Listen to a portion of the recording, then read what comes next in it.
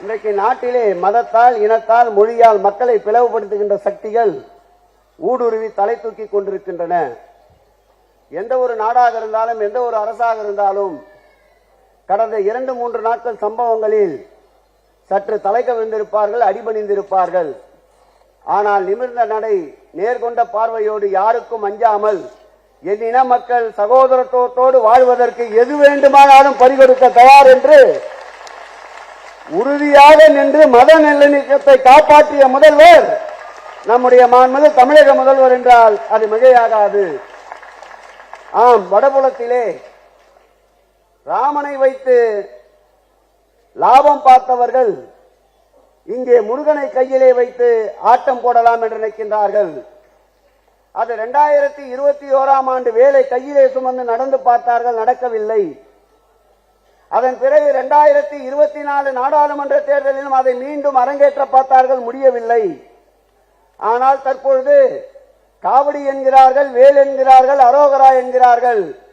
நீங்கள் எந்த கூப்பாடு போட்டாலும் தமிழ் கடவுள் முருகன் எங்கள் முதல்வருக்கு சொந்தமானவர் என்பதை நீங்கள் புரிந்து கொள்ள வேண்டும். தெளிவாக இருக்கின்றார்கள். முருகனுக்கு பெருமை சேர்த்த ஒரு ஆட்சி உண்டென்றால், முருகன் புகழுக்கு புகழ் சேர்த்த ஒரு ஆட்சி உண்டென்றால், அனைத்து மக்களும் அவரவர்கள் விரும்புகின்ற வழிபாடுகளை சுதந்திரமாக முழு அமைதியோடு, முழு பாதுகாப்போடு, மத நல்லிணக்கம் பேணுகின்ற ஒரு ஆட்சி நடக்கிறது என்றால் அந்த ஆட்சி திராவிட மாடல் ஆட்சி, எங்கள் உயிரினும் மேலான அன்பு தலைவர் தளபதி அவருடைய ஆட்சி என்பதை இந்த நேரத்தில் நான் பதிவு செய்ய கடமைப்பட்டிருக்கின்றேன். கொண்டாடுங்கள், கோவிலில் கலையை வளருங்கள், கலவரத்தை வளர்க்காதீர்கள்.